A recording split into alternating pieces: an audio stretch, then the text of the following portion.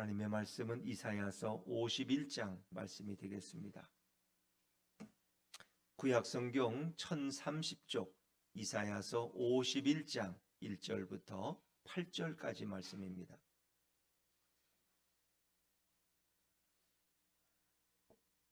이사야서 51장 1절부터 8절까지 저와 여러분이 한 절씩 교독하십니다. 의를 따르며 여호와를 찾아 구하는 너희는 내게 들을지어다. 너희를 떠낸 반석과 너희를 파낸 우묵한 구덩이를 생각하여 보라. 너희의 조상 아브라함과 너희를 낳은 사라를 생각하여 보라. 아브라함이 혼자 있을 때 내가 그를 부르고 그에게 복을 주어 창성하게 하였느니라. 나 여호와가 시온의 모든 황폐한 곳들을 위로하고 그 사막을 에덴 같게 그 광야를 여호와의 동산 같게 하였나니 그 가운데 기뻐함과 즐거워함과 감사함과 창화하는 소리가 있으리라. 내 백성이여 내게 주의하라. 내 나라여 내게 귀를 기울이라. 이는 율법이 내게서부터 나갈 것임이라. 내가 내 공의를 만민의 빛으로 세우리라. 내 공의가 가깝고 내 구원이 나갔은즉 내 팔이 만민을 심판하리니 섬들이 나를 앙망하여 내 팔에 의지하리라. 너희는 하늘로 눈을 들며 그 아래의 땅을 살피라. 하늘이 연기같이 사라지고 땅이 옷같이 헤어지며 거기에 사는 자들이 하루살이같이 죽으려니와 나의 구원은 영원히 있고 나의 공의는 폐하여지지 아니하리라.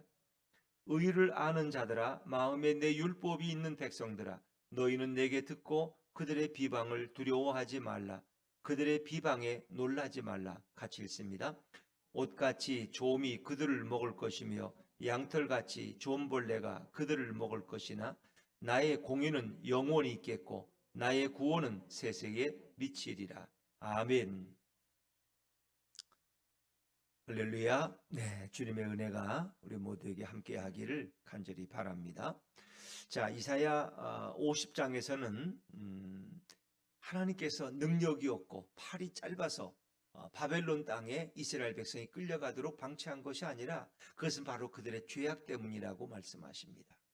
이스라엘의 해결될 수 없는 죄의 문제를 말씀하시면서 이사야 50장 이제 6절부터 보면은 종의 순종에 대해서 말씀하십니다. 메시아로 오시는 그 여호와의 종의 순종, 그의 등을 때리는 자들에게 자기의 등을 맡기고 수염을 뽑는 자들에게 나의 뺨을 맡기고 모욕과 침뱉음을 당하여도 내 얼굴을 가리지 아니하였느니라. 이 말씀은 이 땅에 오시는 예수님께서, 메시아로 오시는 예수님께서 당할 일들을 우리에게 미리 보여주는 거예요. 자, 여러분, 죄의 문제가 있어요. 이 죄는 누구도 해결할 수가 없어요. 근데 죄의 문제를 말씀하시는 하나님께서 한쪽으로는 종의 순종을 말씀합니다. 결국 이스라엘 백성의 죄의 문제는 어떻게 해결된다는 거예요? 그것은 메시아의 순종을 통해서 해결된다는 거예요. 근데 그분이 그 순종이 어떤 순종이냐? 고난의 순종이에요. 매를 맞고 처참하게 살이 찢기고 십자가에 죽는 그 고난, 계속적 죽음을 통해서 인간의 죄가, 이스라엘의 죄가 해결된다는 거예요. 그것을 말씀하시고 있는 거죠. 거기에 중요한 것은 종의 순종이에요. 예수님이 순종하지 않았더라면 우리 인간의 죄는 해결될 수가 없는 것입니다. 그래서 이 종의 순종을 50장에서 말씀하신 하나님께서는 이제 51장부터 죄의 문제를 해결하는 종의 순종이 곧 뭐냐? 그것이 바로 의라고 설명하십니다. 그것이 바로 구원의 핵심이라고 말씀하십니다. 자, 이게 조금 이제 이게 로마서와도 연결되어 있는 부분이에요. 그냥 이렇게 쉽게 읽어갈 수 있는 부분은 아니에요. 그러나 그렇다고 뭐 이해하지 못할 부분도 아니에요. 예수님을 설명하고 있는 거예요. 예수님이 십자가에서 왜 죽으셔야 했는가? 왜 그분이 대속적 고난을 당하셔야 되는가? 그것이 바로 의로운 개념, 의라는 개념으로, 이 체데카라는 개념으로 발전하고 그 의 때문에 인간의 의가 아니라 하나님의 의, 예수 그리스도의 의 때문에 우리 인간의 죄가 용서받는 것을 말씀하고자 하는 거예요. 그래서 이 말씀의 극치가 이제 이사야 53장 종의 순환까지 연결되어지는 거예요. 그래서 이사야 선지자는 이 이스라엘 백성들이 팔레스타인에 끌려가서 이제 돌아오는 과정, 그들의 해결되지 않은 죄의 문제를 언급하면서 메시아를 언급하고 이 땅에 오시는 메시아이신 예수님의 고난, 그분의 스스로의 주 종으로서의 고난의 순종을 통해서 인간의 죄가 해결되어지고 그리고 새로운 나라가 세워질 것을 말씀하고 있습니다. 자, 뭐 한꺼번에 다 설명하려면 너무 어려우니까 자, 성경을 이제 우리 살펴보면서 하나씩 말씀을 나누도록 하겠습니다. 자, 이사야 51장 1절 말씀을 먼저 생각해 보죠. 1절입니다. 시작. 의를 따르며 여호와를 찾아 구하는 너희는 내게 들을지어다. 너희를 떠낸 반석과 너희를 파낸 우묵한 구덩이를 생각하여 보라. 의를 따르며 여호와를 찾아 구하는 백성들, 이것은 남은 자들이에요. 이제 바벨론 포로로 끌려가 70년을 살았는데 아직도 그들은 거기에 남아 있어요. 그리고 그들은 이제 언제 고국으로 돌아갈까 하는 것을 간절하게 염원하고 있는 자들이에요. 근데 의를 따른다는 것은 하나님을 찾고 있다는 거예요. 그들은 하나님을 찾고 있고 그리고 하나님을 구하고 있다는 거예요. 그리고 율법의 말씀으로 살려고 몸부림치고 있는 자들. 왜 우리가 바벨론의 포로로 끌려왔지? 왜 이런 고생을 당해야 되지? 우리의 죄 때문이야.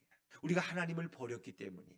우리가 하나님 대신 우상을 숭배했거든. 그게 우리가 다 잘못한 거야. 이제는 하나님만을 찾아야 돼. 하나님 말씀으로 돌아가야 돼. 그게 의를 따르는 거예요. 하나님의 말씀으로 다시 돌아가자. 그리고 여호와를 찾는 거예요. 하나님만이 우리를 구원하실 수 있어. 이 포로의 고통 속에서 우리를 깨끗게 하실 분이 바로 그분이야. 하나님이야. 이렇게 그들이 생각하는. 그래서 그들에게 말씀하신 너희는 내게 들을지어다.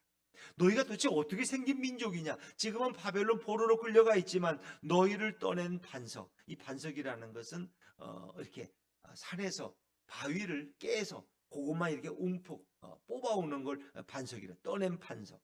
마치 이렇게 삽으로 흙을 퍼오듯이 이렇게 너희를 떠낸 반석, 너희를 파낸 우묵한 구덩이를 생각해 보라.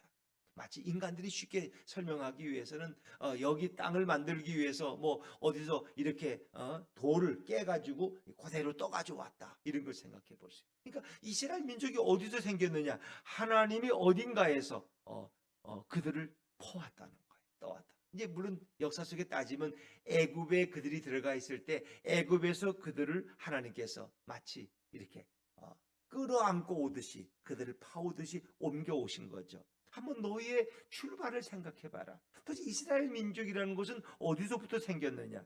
이제 근원을 따지고 보면은 결국 아브라함부터 시작됐어요. 아브라함부터. 자, 우리 2절 말씀을 또 읽어볼까요? 2절입니다. 시작. 너희의 조상 아브라함과 너희를 낳은 사라를 생각하여 보라. 아브라함이 혼자 있을 때 내가 그를 부르고 그에게 복을 주어 창성하게 하였느니라. 결국 너희 민족의 출발은 아브라함이 아니더냐? 아브라함은 우리가 알다시피 창세기 10장 11장에 보면 갈대아 우르에서 살던 아버지 데라가 우상 숭배업자예요.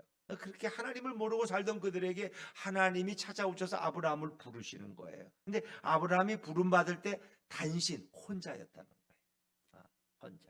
그러니까 결국 아브라함과 이제 사라 가족밖에 없는, 아브라함은 자식이 없잖아요. 여러분 알다시피. 그래서 조카 롯을 데리고 나오잖아요. 조카 롯이 부모가 돌아가시니까 조카 롯을 데리고 나와요. 아브라함과 사라, 뭐 롯, 그저 그 정도밖에 안 되는 거예요.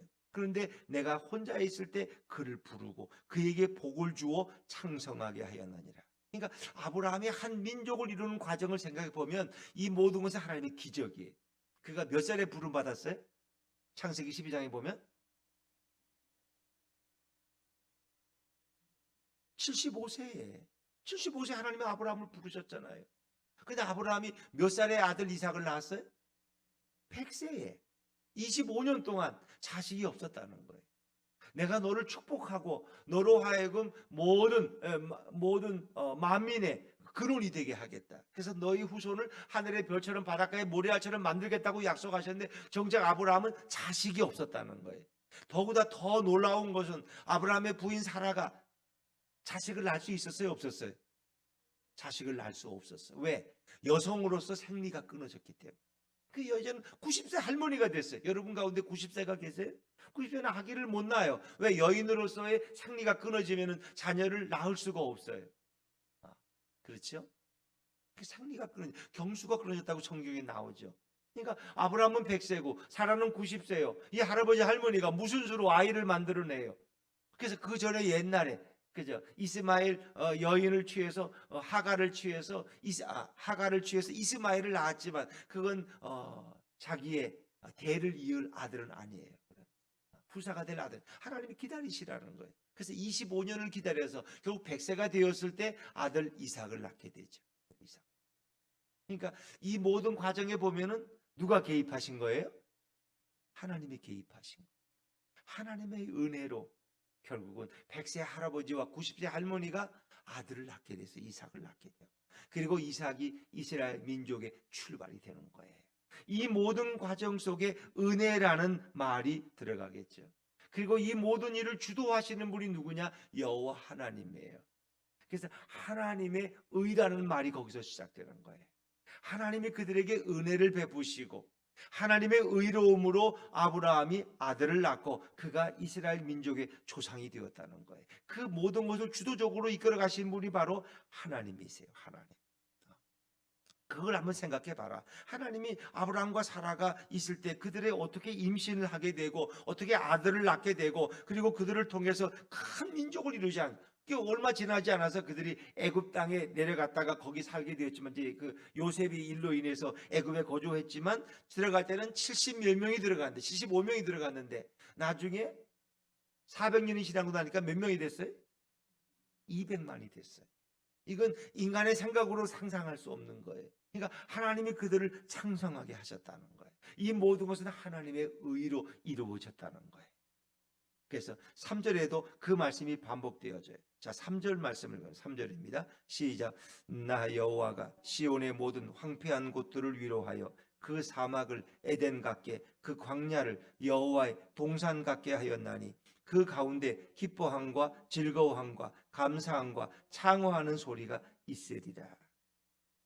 자, 이 말씀은 이제 지금 바벨론에 의해서 폐허가 된 시온, 예루살렘을 하나님께서 이 황폐한 곳들을 위로하신다는 것은 회복해 주신다는 거예요. 그리고 그 사막 같은 곳을 에덴 같도록 처음에 아담과 하와가 거하던 에덴 같이 그 풍요로운 땅으로 우리의 가장 이상은 에덴 동산이에요. 에덴 같이 만들어 주신다는 그 광야를 돌아가는 광야를 여호와의 동산 같게 하였나니 이것은 이제 미래적 완료예요. 앞으로 되어질 일들이 마치 이루어진 것처럼 이사야는 설명하는 거예요. 그리고 그 가운데 기뻐함과 즐거워함과 감사함과 창호하는 소리가 있으리라. 결국 이 모든 일을 행하실 분이 바로 누구냐? 여호와 하나님이라. 여호와 하나님이 이 모든 일을 이루실 것이다. 자, 그러면서 여기서 이제 그 공이라는 개념을 의라는 말과 함께 이렇게 하나님이 말씀하셔요. 그리고 그것이 결국은 예수 그리스도 메시아의 의로우심과 연결되어지고 그리고 메시아의 대속적 희생을 통해서 결국 인간의 죄가 해결될 것을 설명하고 있는 부분이기 때문에 여러분이 조금 집중해서 보셔야 돼요. 자, 우리 4절 말씀으로 4절입니다. 4절 시작. 내 백성이여 내게 주의하라. 내 나라여 내게 귀를 기울이라. 이런 율법이 내게서부터 나갈 것임이라. 내가 내 공의를 만민의 빛으로 세우리라. 내게 주의해서 들으라는 거예요. 내게 귀를 기울이라는 거예요. 너희의 죄의 문제를 이제 내가 앞으로 어떻게 해결할 것을 설명하는 거예요. 율법이 내게서 나갈 것입니다. 그러니까 율법은 하나님 말씀을 가리키는 거예요. 그러니까 타락한 율법이 아니라 처음에 하나님께서 이스라엘 백성에게 주었던 그 말씀이 내 입에서 너에게 나갔다는 거예요. 그리고 내가 내 공의를 만민의 빛으로 세우리라. 내 의를 하나님이 이르신 그 하나님의 가진 그 공의로움을 만민의 빛으로 세우리라. 만민의 빛이라는 건 결국 빛으로 오신 예수님을 가리키는 거예요. 하나님의 그 공의로우심으로 오신 그 예수 그리스도, 예수님이 이루신 그 의를 통해서 결국은 만민이 빛을 보게 될 것이다. 그래서 예수님은 이 어두고 캄캄한 땅에 빛으로 오신다. 빛으로 오신다. 그래서 여기는 상당히 그 좀 높은 신학적인 이런 개념들이 필요한데 그냥 그렇게 들으시면 이제 앞으로 가면서 또 설명을 해드리겠습니다. 그래서 지금 바벨론 포로로 끌려가 있는 그 백성들을 이끌어내는 과정 속에서 하나님은 이런 말씀을 이사야를 통해서 말씀하시는. 자, 5절을 제가 읽었죠. 내 공의가 가깝고 내 구원이 나갔은즉 내 팔이 만민을 심판하리니 섬들이 나를 앙망하여 내 팔에 의지하리라. 내 공의가 가깝고 내 구원이 나갔은즉, 이 하나님의 의로우심, 공의로우심 때문에 하나님의 구원과 하나님의 공의는 같은 말로 사용되어져요. 자, 어제도 말씀드렸는데 하나님은 사랑의 하나님이시고 공의의 하나님이세요. 그래서 이 이스라엘 백성이 죄를 행했기 때문에 그냥 사랑하는 자식으로 보면은 그냥 끌어안고 돌아오게 하고 싶지만, 하나님은 공의의 하나님이기 때문에 그럴 수 없어요. 내가 경찰관이야. 내 아들이 잘못하는 걸 봤어. 그러면 아들을 사랑하니까 그냥 눈 감아주고 빨리 집에 가라. 너 없던 일 아무도 못 봤지. 너 그냥 조용히 있어라. 이렇게 말할 수 있지만 경찰관은 공의의 사람이에요. 나는 잘못한 것에 대해서는 이 잘못을 물어야 돼.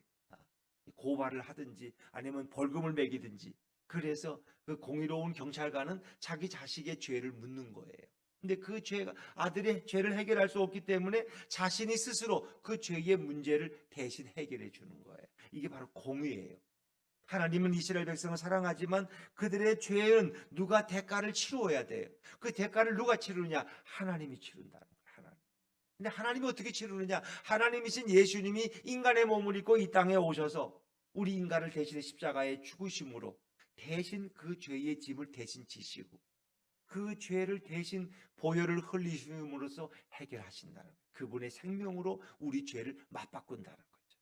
이게 바로 공의의 개념이, 의라는 개념이에요. 그래서 여러분이 지금 그것은 스토리로만 이해하려면 조금 어렵겠죠. 그러나 결국 그 공의가 인간의 구원을 이루는 거예요. 하나님의 의가, 하나님의 의로우심이 그 인간의 구원을 이루는 거예요. 그리고 내 팔이 만민을 심판하리니 섬들이 나를 앙망하여 내 팔에 의지하리라. 그 구원의 사건은, 예수님의 오심으로 이루어질 그 의로운 구원의 사건은 결국 만민을 대상으로 한 거예요. 이스라엘 백성들만이 아니라 결국 만민을 대상으로 한 것이고, 그리고 온 열방이 결국은 나를 의지해서 구원을 받을 것이다. 뭐 그렇게 이해하고 넘어가시면 되겠습니다. 그래서 50장에서 말씀하신 종의 순종이라는 개념을 통해서 의라는 말씀을 하시고 의가 구원으로 발전하는 이런 과정을 오늘 이사야 51장은 말씀하고 있는데, 뭐 여러분이 이해가 다 안 되더라도 결론적인 말씀을 이해하시면 되겠어요. 자, 6절로 넘어갑니다. 6절입니다. 시작. 너희는 하늘로 눈을 들며 그 아래에 땅을 살피라. 하늘이 연기같이 사라지고 땅이 옷같이 헤어지며 거기에 사는 자들이 하루살아같이 죽으려니와 나의 구원은 영원히 있고 나의 공의는 폐하여지지 아니하리라. 결국 하나님이 이스라엘 백성을 바벨론에서 구원해 내시는 거예요. 구원인데 그 구원은 일시적인 구원이 아니라 영원한 구원이에요. 영원한 구원. 그 나의 공의는 폐하여지지 아니하리라. 그래서 바벨론에서 이스라엘 백성을 끌어내는, 해방시키는 사건을 통해서 결국 메시아가 오셔서 이 땅에서 이루실 영원한 구원을 이제 말씀하고 계시는 거예요. 영원한 구원을 말씀하시는 거예요. 그래서 그 구원은 영원히 있고 그 공의는 절대로 폐하여지지 않는다. 예수 그리스도가 이루어낸 그 공의로운 사건은 결코 후퇴하거나 취소되지 않는다. 그 의로움은 지금도 이 시대에 태어날 모든, 앞으로 이후에 태어날 모든 사람들에게도 해당되어진다는 거예요. 자, 그러나 그 하나님의 구원의 사건에 동참하지 않는 자들은 어떻게 되느냐? 그들은 결국 어떻게 되냐? 그러니까 이스라엘 백성을 괴롭히고 그들을 지금 끌어안고 있는 이 바벨론 땅의 이 백성들에게는 그들은 하나님을 경외하지 않아요. 그들에게 결국 어떤 심판이 임한다는 거예요. 그 심판이 6절의 전반절의 말씀이에요. 하늘이 사라진 것이 연기같이 사라진 것처럼 바벨론 땅은 그렇게 심판을 당한다. 땅이 옷같이 헤어진다. 땅이 옷같이, 옷이 마치 헤어져서 이렇게 흐물흐물해지는 것처럼 이 모든 인간이 있는 이 땅들이 그렇게 흐물흐물해서 헤어지고 거기에 사는 자들도 하루살이같이 죽으려니와. 이제 이 말씀은 바벨론 땅이 받을 심판을 이야기하지만 동시에 메시아가 오셨을 때, 마지막 인류의 종말이 이르렀을 때 이 모든 것이 하늘과 땅이 연기같이 사라지고 옷같이 헤어질 것이다.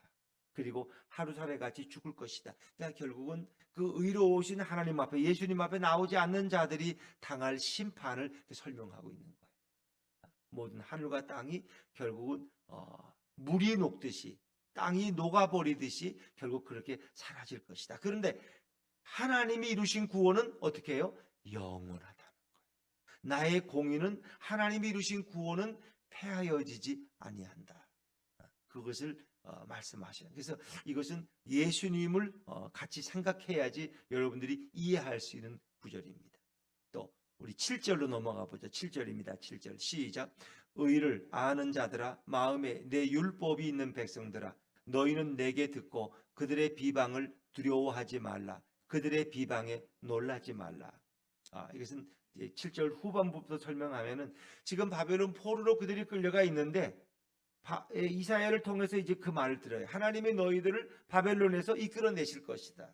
그런데 바벨론의 사람들은 뭐라고 이스라엘 백성을 비방했을까? 야, 너희 여호와가 너희를 어떻게 구원해 내겠냐? 너희 여호와가 우리 바벨론의 신 마르독한테 전쟁에 져가지고 너희가 이 포로로 끌려온 거잖아. 너희 하나님은 그럴 힘이 없어. 너희는 결코 돌아갈 수가 없어. 너희는 여기서 노예 생활을 하다가 그냥 여기서 바벨론이 되고 여기서 그냥 늙어 죽는 거야 하면서 그들을 비방하고 그들을 조롱했다는 거예요. 그래서 이스라엘 백성은 정말 하나님이 우리를 구원할 수 있을까? 이게 불안과 두려움으로 다가오는 거예요. 우리는 그냥 이 이역 만리 땅에서, 이 바벨론 땅에서 종살이 하면서 여기 살다가 그냥 죽는 거지, 우리가 언제 고국으로 돌아가겠어? 이런 사람이 돌아갈 수 있겠어? 헤어진 우리 가족들을 만날 수 있겠어? 그걸 생각하면 가슴이 답답해지는 거예요. 가슴이 답답해지는 거예요. 그런데 하나님께서는 두려워하지 말라는 거예요. 그들의 비방에 놀라지 말라는 거예요. 반드시 내가 너희를 바벨론 땅에서 이끌어낼 것이라. 그런데 그것은 이제 고레스라는 페르시아의 왕을 통해서 그 일을 그 역사 속에서 행하지만, 궁극적으로 하나님은 모든 죄악의 포로되고 사단에게 노예된 인류를 구원하기 위해서 메시아라는 예수 그리스도를 이 땅에 보내셔서 십자가 사건을 통해서 그들을 영원한 구원으로 이끄실 것을 우리에게 말씀해 주고 있는 것이죠. 우리가 볼 때는 불가능해요. 불가능해요. 그래서 우리가 예수님 말씀에도 우리가 구원받는 게 거의 불가능해요. 왜? 천국에 들어가는 것은 뭐에 들어가는 것 같다 그랬어요? 네? 낙타가 바늘귀로. 여러분 낙타 보셨어요? 중동에 가서 낙타가 얼마나 키가 커요. 그런데 그 낙타가 어떻게 바늘귀로 들어가요? 가능해요? 바늘귀가 뭔지 다 아시죠? 어제도 제가 바늘귀에 이렇게 끼어들어서 껴줬는데 그 조그만 바늘귀 어떻게 낙타가 들어가요? 인간이 구원받는 것은 그렇게 어렵다는 거예요. 자기의 정직, 자기의 의로움으로 구원받기는 그렇게 불가능해요. 그거 불가능하다는 얘기죠. 그건 안 되는 거예요. 내가 착하게 살고, 내가 의롭게 살고, 내가 선행을 많이 하고, 내가 구제를 많이 하고, 내가 예배를 많이 드려서, 기도 시간을 늘려서 이렇게 의로움으로, 나의 의로 구원받는 것은 불가능하다는 얘기를 하는 거예요. 그러나 우리가 누구의 의를 의지하면 예수 그리스도의 의를 덧입으면, 예수님이 십자가에서 이루신 그분의 의로우심을 덧입으면 우리는 천국에 들어가게 될 줄로 믿습니다. 예수를 믿으면 된다는 거예요. 우리가 뭘 하는 게 아니야. 자꾸 우리는 내가 뭘 하려고 그래. 내가 좀 뭘 해서 구원받아야지. 아이고 이거. 근데 그게 아니고 나를 믿으라는 거예요. 내가 십자가에서 행하신 그 보혈의 공로, 그것 때문에 너희는 들어갈 수 있다. 그걸 믿으라는 거예요. 나의 의로움으로 너희의 불의함을 내가 다 덮어줄 거라는 거예요. 그러니까 우리가 지금 예수님이 하신 말씀에서 인간이 자기 선행으로 구원받는 것은 낙타가 바늘귀로 들어가는 것만큼 어렵고 불가능한 일이에요. 그러니까 지금 바벨론 포로로 끌려가 있는 이스라엘 백성들이, 그 남은 백성 다시 예루살렘에 돌아오는 것은 낙타가 바늘귀로 들어가는 것처럼 거의 불가능한 일이야. 지금 예루살렘이라는 나라는 없어졌어. 누가 구원해 줄 사람도 없어. 그리고 바벨론에 살고 있는 그들이 무슨 힘이 있어 독립운동을 해서 거기서 나오겠어요? 그거 불가능한 일이에요. 근데 그 불가능한 일을 하나님께서 가능하게 하시겠다는 거예요. 할렐루야. 그걸 말씀하시는 거예요. 아브라함과 사라가 나이 100세 90세가 돼가지고 다 인간의 이제 출산의 그런 DNA가 없어졌는데 그들이 아이를 낳는다는 건 불가능한 일이에요. 하나님께서 아브라함의 몸에 생명을 주는 거야. 사라의 몸에 생명을 주는 거야. 그래서 그가 아들을 낳게 돼, 이삭을 낳게 돼. 기적적인 일이야, 여러분. 그러니까 그 불가능한 일을 가능하게 하시는 분이 여호와 하나님이라.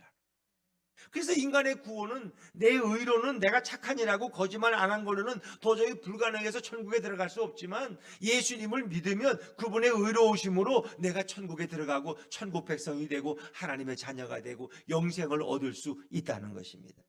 그래서 계속 오늘 성경에는 의라는, 공의, 의가 계속 반복되고 구원이라는 말이 계속 반복돼요. 이제 그거를 말씀하는데 그게 이제 갑자기 나오니까 우리가 이해하기가 어려운 거예요. 두려워하지 말라는 거예요. 의를 아는 자들아, 마음의 율법이, 내 말씀이 있는 백성들아, 두려워하지 말아라. 의를 안다는 것은 의의 주인 되신 하나님을 아는 자, 하나님을, 여호와를 아는 자들아, 두려워하지 말아라. 내가 너희를 반드시 이끌어낼 것이다. 근데 그 구원은 영원한 구원이라는 거예요. 자, 우리 8절 말씀으로 넘어가 보시죠. 8절입니다. 8절 시작. 옷같이 좀이 그들을 먹을 것이며 양털같이 좀벌레가 그들을 먹을 것이며 나의 공의는 영원히 있겠고 나의 구원은 세세에 미치리라. 그러니까 하나님을 모르는 자들, 특히 바벨론의 그 이스라엘 백성을 조롱하는 자들은 결국 옷같이 좀이 그들을 먹는다. 이 좀이 옷을 쓸어서 결국 없어져 버리잖아요. 양털같이 좀벌레가 그들을 먹을 것이는데, 그들은 심판을 당하지만은 나의 의로움, 공의는 영원히, 나의 구원은 영원한 거예요. 나의 구원은 세세에 미친다. 이 영원이라는 말이 오늘 본문에 2번씩이나 나오고, 세세에 미친다는 말이에요. 하나님의 구원은 영원한 구원. 임시적인 게 아니고 일시적인 게 아니에요. 그건 영원한 거예요. 그래서 주 예수를 믿으라. 그리하면 너와 내 집이 구원을 받는다는 말씀을 신약에서 하고 있는 거예요. 그것은 바로 메시아의 대속 사역을 통해서, 예수 그리스도의 온전한 순종을 통해서, 그분의 의로움을 통해서 우리가 구원받는 것을 말씀하고 있는 거예요. 그래서 지금 이사야가 예언하던 이것도 이제 이사야 39장부터 마지막 66장까지는 제2 이사야, 앞에는 제1 이사야라고 1장부터 30, 그리고 40장부터 60절까지는 제2 이사야, 또 다른 이사야가 예언한 내용인데, 그것은 팔레스타인에서 이스라엘 백성이 바벨론에서 돌아오는 것만이 아니라 영원한 인류를 영원히 구원으로 인도하실 메시아 예수 그리스도에 관해서 말씀하고 있는 것입니다.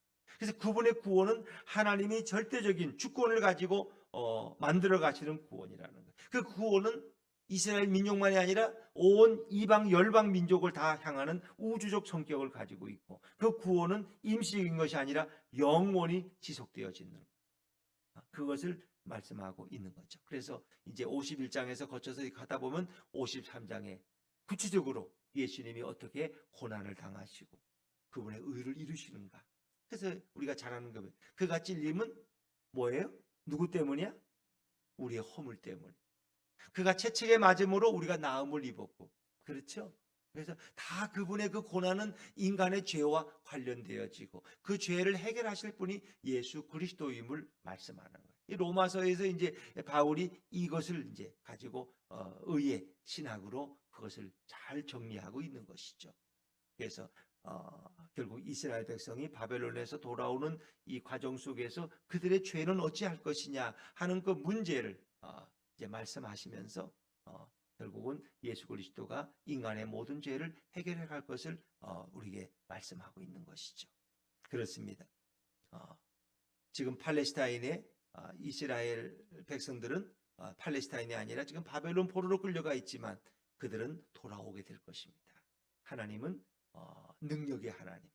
그래서 단신으로 있던 아브라함을 이렇게 큰 민족으로 창성케 하시고 번성케 하신 그 하나님께서 결국 아브라함과 사라가 자식을 낳을 수 없는 경우에도 그들의 태의 문을 열어주신 그 여호와께서, 애굽에서 이스라엘 백성을 이끌어내신 그 여호와, 바벨론에서 이스라엘 백성을 돌아오서 새로 예루살렘을 세우게 하신 그 능력의 하나님께서 바로 너희들을 구원할 것이고 너희를 천국으로 인도하실 것이다 말씀하는 거예요. 그래서 결론은 예수 그리스도가 바로 의가 되시고 그분의 의로움을 덧입어서 우리는 영원한 구원에 이르게 될 것을 오늘 성경은 말씀하고 있습니다. 또 기회가 되면 또 설명을 드리도록 그렇게 하겠습니다. 그래서 오늘도 결국은 뭐예요? 예수 그리스도 한 분으로 충분한 거예요. 우리의 구원은 다른 게 필요 없어요.